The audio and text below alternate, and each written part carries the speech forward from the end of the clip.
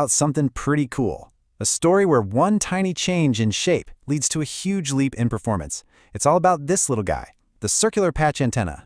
And really, that's the big question we're tackling. Can something as simple as changing a shape really revolutionize wireless technology? To figure that out, we first have to understand the world this little piece of tech was designed for. So to get this, we need to picture the world this antenna lives in. And it's a world where, honestly, our environment is becoming intelligent. It's getting filled with tiny sensors that are constantly talking, to us and to each other. I mean, just think about that for a second. What if everything around you, the soil in a farm, the machines in a factory, even the roads in a city, what if all of it could send you data in real time? This isn't some far-off sci-fi concept. It's the foundation of the smart world we're building right now. And that brings us to the world of wireless sensor networks, or WSNs for short. We're talking about these huge networks of tiny, low-power sensors.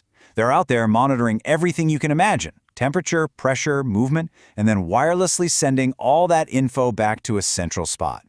But here's the catch, the really crucial part. For any of this to work, these tiny sensors need equally tiny, super efficient, and rock-solid reliable antennas. And this is where our hero comes in. To solve this big challenge, engineers turn to a really special kind of technology, the microstrip antenna. So what in the world is a microstrip patch antenna? Well, the easiest way to think about it is an antenna that's literally printed right onto a circuit board.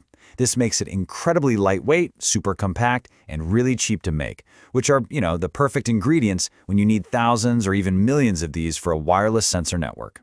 And here it is. Take a look. This is the actual physical antenna from the research we're diving into.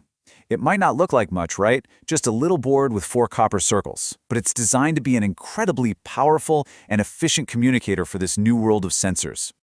Okay, but here's where it gets really, really interesting. You see, the shape of those copper patches, it matters a lot.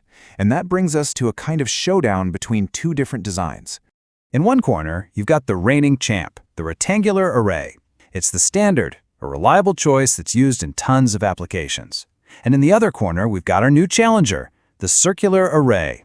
The researchers behind this basically said, hey, for what WSNs need, we think the circle might actually be better. So, you've got your two contenders. How do you actually prove one is better? Well, you have to take it from just an idea on a screen to a real thing you can hold and test. Let's walk through that journey. It all starts here, in the digital world. Engineers use some pretty sophisticated software to create a detailed blueprint. They can run simulations, tweak every little dimension, and basically perfect the design before a single physical part ever gets made. All right, once that digital blueprint is looking good, it's time to make it real. This is the fabrication step. That computer model we just saw gets turned into this actual physical prototype. And finally, we get to the moment of truth. The finished antenna heads to the test bench. This is where the rubber meets the road. It gets put through all kinds of tests to measure how it actually performs in the real world. There's no hiding from the data here. So after all that work, the design, the build, the testing, who actually came out on top? All right, let's look at the numbers and find out. Before we flash the numbers, let me give you a quick analogy. A really good antenna is like a pitcher throwing a perfect strike right into the catcher's mitt. All the energy gets transferred, nice and clean. A bad one? It's like throwing that same ball against a brick wall. A ton of energy just bounces right back and gets wasted. That idea of wasted energy is exactly what we're about to measure. First up is something called return loss. The circular antenna came in at negative 29.42 decibels.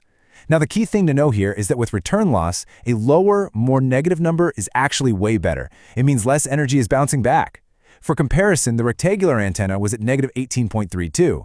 So yeah, the circular design is way, way more efficient. It's not even close. Next, let's talk about gain. Think of gain as how well the antenna focuses its energy, kind of like a spotlight. The circular antenna hit a gain of 5.6 decibels. That is more than double the rectangular antenna's 2.63. We're not talking about a small improvement here. That is a massive jump in performance. And this slide, well, this is the final verdict.